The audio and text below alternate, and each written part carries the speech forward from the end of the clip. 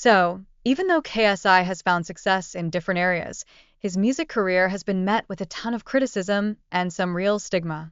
People often jump to negative assumptions about his talent, and it definitely presents a unique challenge for him as an artist. Now, KSI's journey to stardom kicked off with gaming videos, which really helped him build a massive following. From there, he ventured into boxing and even launched a hydration drink. It's pretty cool to see how his entertainment empire showcases his versatility beyond just music. Initially, KSI got into rapping because he wanted to entertain people, often bringing a bit of humor into his tracks. Over time, though, his passion evolved into a much more serious pursuit, showing how he's grown and committed to honing his craft. And speaking of growth, KSI's struggle with stigma really shows the uphill battle creators face when trying to break into new fields. They have to balance what the public thinks with their own aspirations and personal development, which can be quite the juggling act. Let's talk about his debut album, Dissimulation. It reached number 2 on the UK charts, which is impressive, but it got hit with criticism for not really adding anything positive to the hip-hop scene. This just highlighted the skepticism that often surrounds YouTubers trying to make it in music. But here's the twist. KSI's second album, All Over the Place, actually topped the UK charts. It featured some pretty big collaborations, proving he can grab the spotlight in the music industry despite the earlier doubts. However, not everyone was convinced.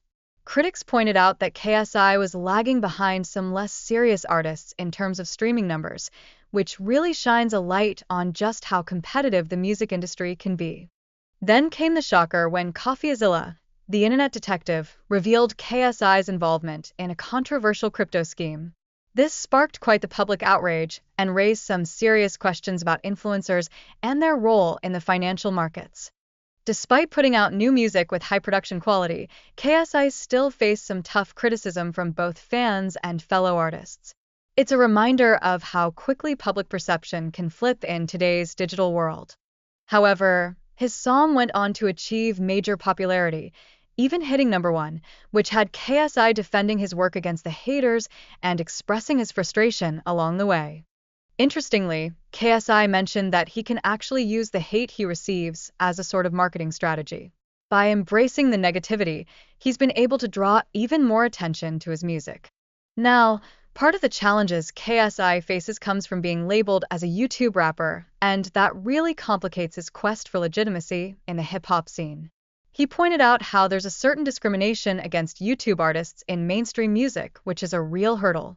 And let's not forget, public perception of KSI's music is heavily shaped by prior expectations. This often leads to unfair critiques even before his songs drop, which makes for an uphill battle in gaining acceptance. KSI's influence definitely goes beyond just music, as he's also a judge on Britain's Got Talent, similar to what famous artists in the US do.